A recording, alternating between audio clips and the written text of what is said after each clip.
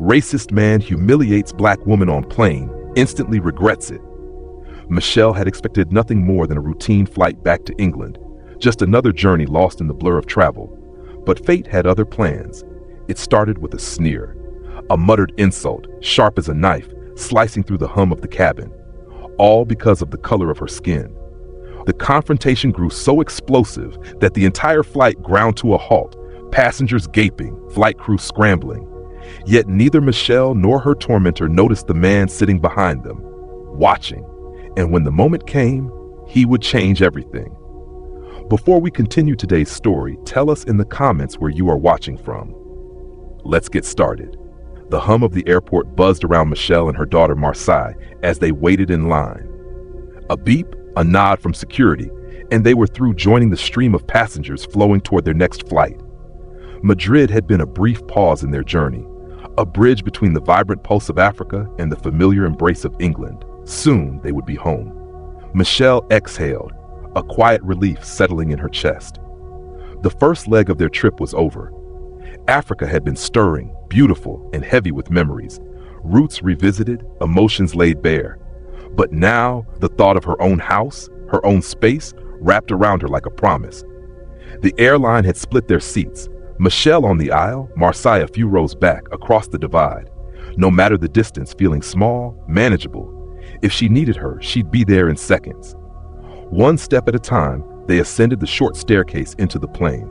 Their seats waited, marking the next chapter of their journey. Closer, always closer to home. Michelle settled into her aisle seat, slipping only her phone into the small purse at her feet. Everything else was tucked into the overhead bin. Just as her fingers brushed the seatbelt latch, a shadow loomed over her. She looked up into the face of a man, his lips twisted in displeasure. "Jason," he grunted, jerking his thumb toward the window seat. "That's mine. Move." The hostility in his tone was sharp enough to cut glass, but Michelle swallowed her unease. "Ignore it," she told herself.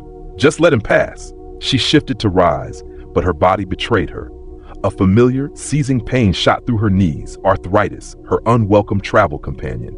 With a quiet gasp, she sank back into the seat, her hands trembling against the armrests.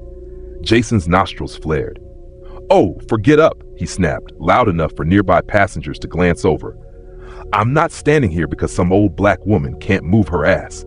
Heat flooded Michelle's cheeks, but she kept her voice steady. "I'm sorry," she murmured, gripping the seat in front of her.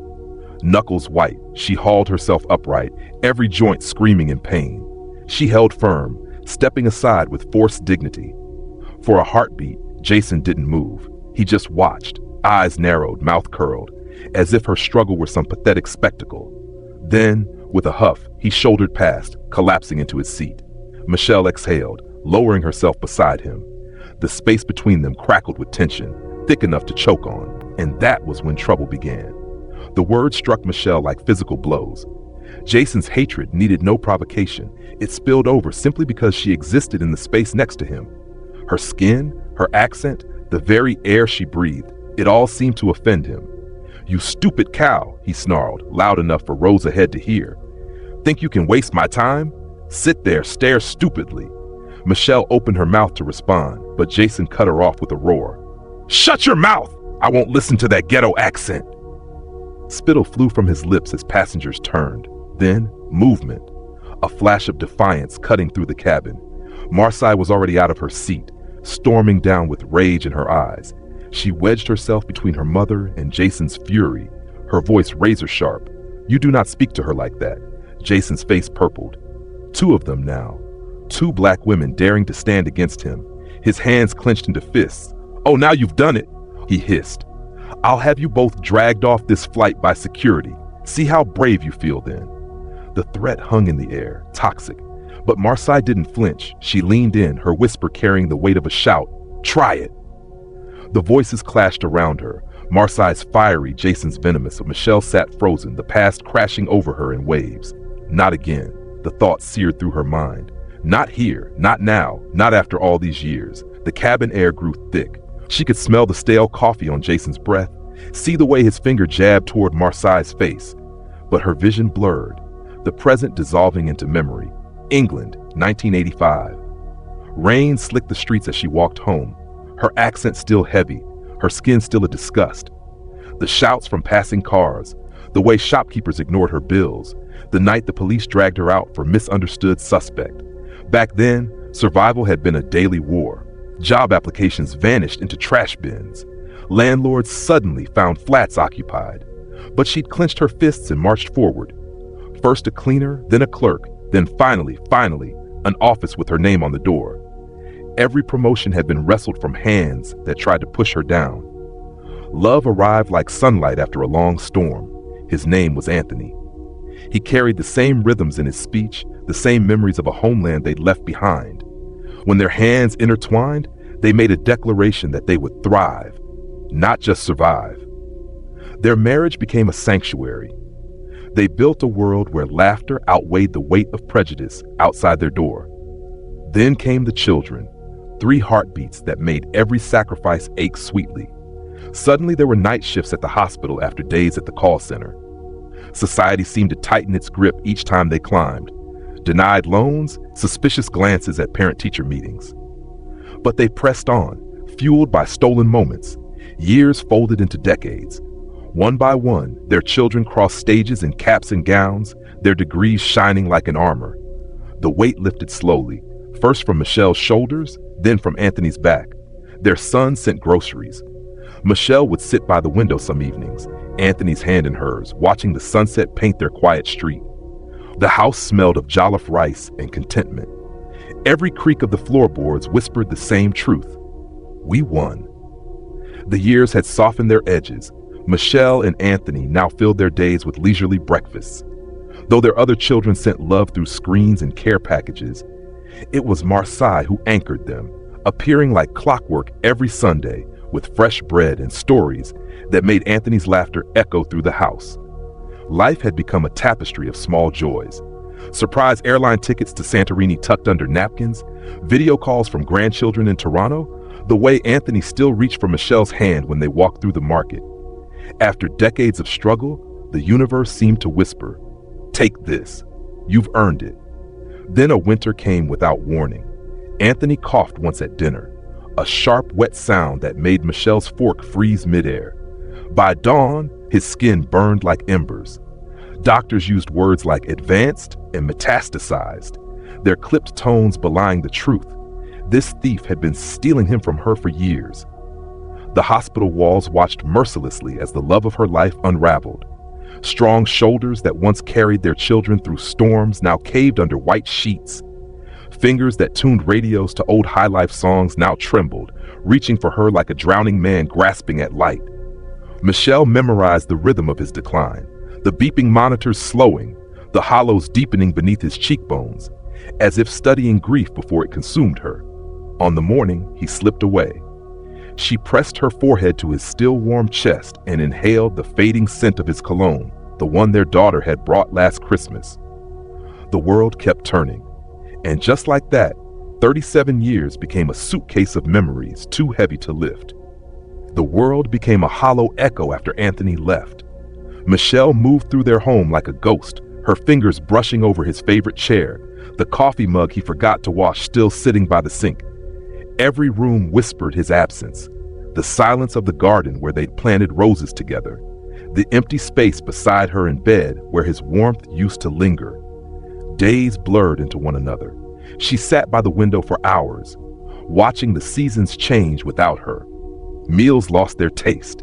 Sleep became a stranger.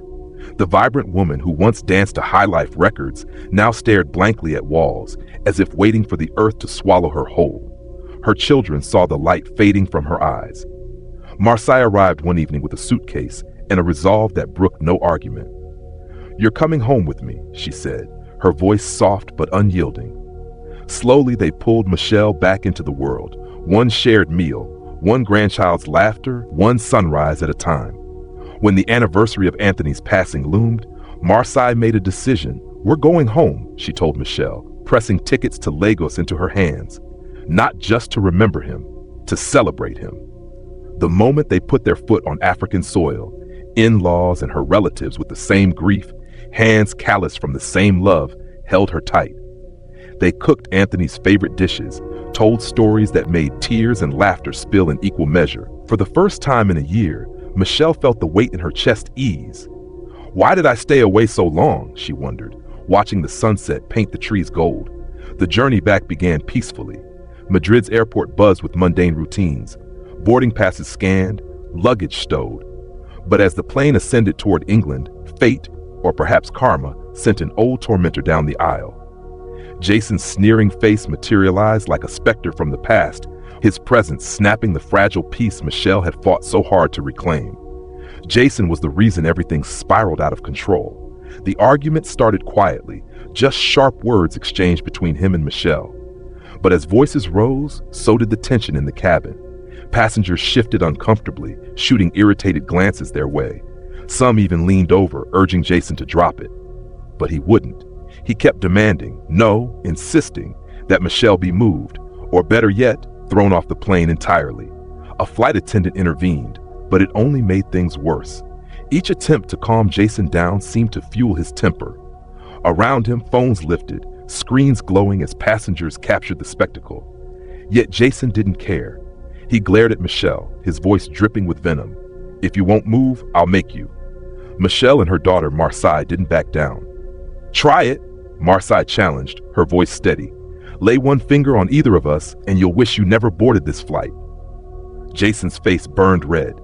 Ugly old cow, he spat, shoving himself up from his seat. In the mid of rage battle between Marsai and Jason, nobody noticed. A man named Timothy was secretly recording all incident in his GoPro. Then a voice cut through the chaos like thunder. Stop! Timothy stood from the row behind, his gaze locked on Jason. One more move, he warned, and I'll make sure you regret it for the rest of your life. Jason scoffed. Mind your damn business. You are my business, Timothy shot back. We haven't even taken off because of you. You're ruining this for everyone. Jason ignored him. He lunged, and that's when Timothy moved. In one fluid motion, he vaulted over the seat and slammed into Jason. They crashed into the aisle, knocking against chairs as passengers gasped. Michelle scrambled back, Marsai yanking her clear just as the two men hit the floor. Timothy pinned Jason down, his grip unrelenting as Jason thrashed beneath him. Let me go, Jason howled. But Timothy didn't budge. The cabin erupted. Shouts, murmurs, the flight attendants' frantic attempts to regain order. Finally, after what felt like forever, the staff stepped in. But their solution only made things worse. Instead of removing Jason, they reseated Michelle and Marsai, as if they were the problem. The injustice hung thick in the air. Passengers exchanged glances, lips pressed tight. But no one spoke up. After all, they just wanted the flight to go on. Peace, even if it was unfair, had to prevail. For now, the flight landed soundly on England runway, and all the passengers scattered soon in their own direction, including Michelle and Marsai. But Timothy could not just sit back and see injustice slip through his fist. He swore to make the rude guy pay for his chaos. Timothy happened to be a well-renowned influencer with million-plus followers on TikTok. He uploaded the footage summing the whole incident inside plain captioned, "Meet Jason, the racist bully airlines protect." The internet erupted like a powder keg. By dawn, the video had metastasized across every platform. His followers became a tsunami, flooding hashtags with fury. Clips of Jason's snarling face, spliced with the flight attendant's limp apology, trended worldwide by lunch. Corporate Twitter scrambled. We're investigating this unacceptable incident. Travel influencers shared horror stories. This happened to my grandma last year. Protesters photoshopped the airline's logo onto segregation-era buses. By day's end, Boycott Global Air was trending in 12 countries. The public wasn't fooled. Comments piled up like wreckage. So, we pay thousands to be abused while you serve tea to the abuser. Guess appropriate measures means free peanuts for racists. Michelle watched the news unfold from Marsai's couch, her tea gone cold. Somewhere, Jason was likely deleting his LinkedIn. But the airline? They'd learned the hard way. The internet never forgets. About a month after their return, Michelle and her daughter Marsai filed a lawsuit against Jason. Despite hiring legal representation, Jason's defense was undermined by the viral videos that served as damning evidence. Initially, he attempted to claim that Michelle and Marsai had provoked him, hoping to sway the case in his favor. However, other passengers from the flight came forward as witnesses, testifying against him. The widespread attention the case received, fueled by the viral videos, turned public opinion against Jason. Ultimately, the court imposed a substantial fine on Jason, requiring him to compensate both Michelle and Marsai for the insults directed at them. The financial penalty was so severe that it nearly left him bankrupt. In addition to the court's ruling, the airline, aiming to restore its reputation, offered Michelle and Marsai complimentary tickets for an entire year, valid on any route within their network. This gesture was publicly announced during a press conference where the airline also issued a formal apology to Michelle and Marsai for their mishandling of the incident. Jason's life unraveled swiftly after the incident. The airline imposed a lifetime ban on him, but that was only the beginning. His notoriety spread across England, with local TV stations and online blogs sharing his story. His face became widely recognized, leading people to identify his workplace and protest his employment. The company faced boycotts both online and offline, ultimately resulting in his dismissal. Following his termination, Jason found it nearly impossible to secure new employment. Potential employers deemed him too controversial to hire. Fearful of public recognition, he scarcely left his home. Financially strained, he resorted to loans to cover his expenses, plunging deeper into debt. The life he once knew before boarding that flight from Madrid had vanished, leaving his future uncertain. In this state of despair, Jason came to a painful realization. His prejudiced beliefs, thinking himself superior and entitled to demean others based on their skin color, had led to his downfall. He longed to undo his actions, to retract the hurtful words he had directed at Michelle and Marsai, but the damage was irreversible. Meanwhile, Michelle and Marsai continued their lives together, finding strength in each other. The ordeal had deepened their appreciation for life. Michelle managed to move past the pain of losing Anthony, living on as he would have wished. Together, mother and daughter embraced the future with hope and resilience. Hate is a boomerang. What you throw returns with greater force. There are still many places where people are racialized for standing out or being a part of minor community. We as a human being need to stand up against such acts, just like Timothy did. Do you agree with what the racist Jason suffered later? Would you stand up for yourself or stranger against racism? Comment your thoughts below, and don't forget to like, share, and subscribe to our channel. Stay blessed.